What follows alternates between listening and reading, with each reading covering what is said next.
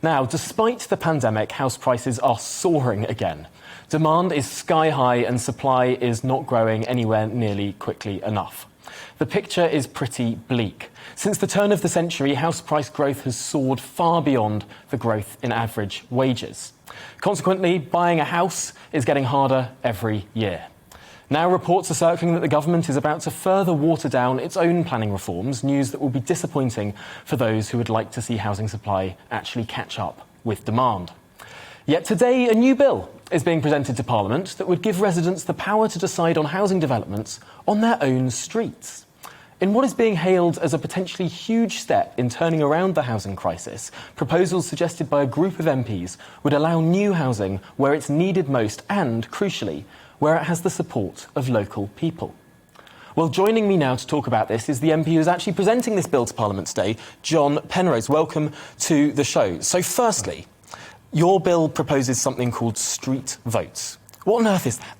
Well, it's just, as you said, we need to make sure we're building an awful lot more, but building it in places that people are receptive, people aren't going to oppose it tooth and nail. And this gives people a chance to say, look, we don't think that our council's moving fast enough. We don't think that there's enough local housing being built, either to rent or to buy, for our children or for our friends to be able to live much more affordably. And so, therefore, we're going to get together in our street. So not an entire town, not an entire council area, just in our street.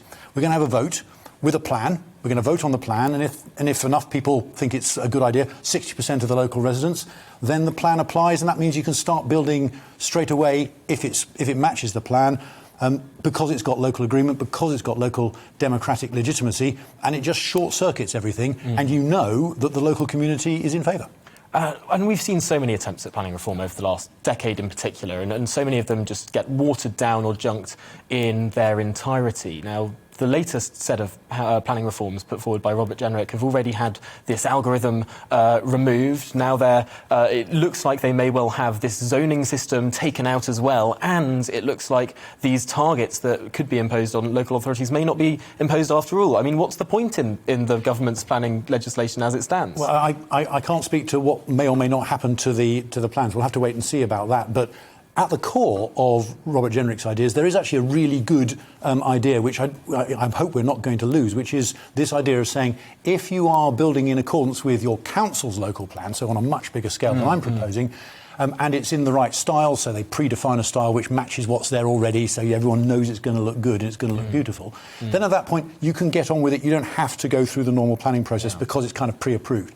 What this does, this street vote idea, is it just takes the same idea but puts it on a really local scale. So if you are fed up with waiting, you can get together with the people in your neighbours in your street, short-circuit the whole process and just get on with it.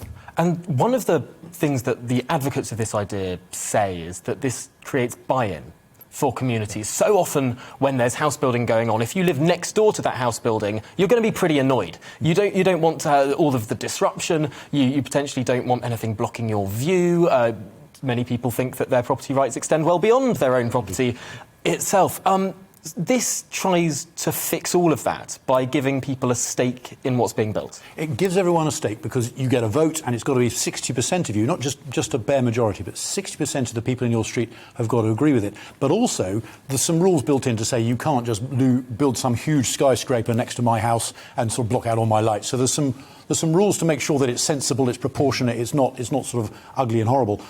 But also what it means is that if you start building and you and I live next door and you put an extra floor on top of your house, build an apartment on top of it or something, I can look at it and go, do you know what, I could do that too. And the effect of that is that both of us, therefore, end up a bit richer because our houses are worth more. But it means that you don't get something I don't. We both benefit from this. Everyone's got a stake. And the idea of this, looking at areas, for example, suburban areas of London where you get very low-rise streets, maybe 1 or 2 stories, just adding some more stories onto those houses in a classical design, in a way that local people really like to see, that is something that can really create a lot of buy-in to housing reform. Absolutely right. So, I mean, if you look at some of the best-loved and most beautiful town and cityscapes in our country, an awful lot of them have got 3- and 4-storey townhouses, very elegant. A lot of people like Regency styles, for example.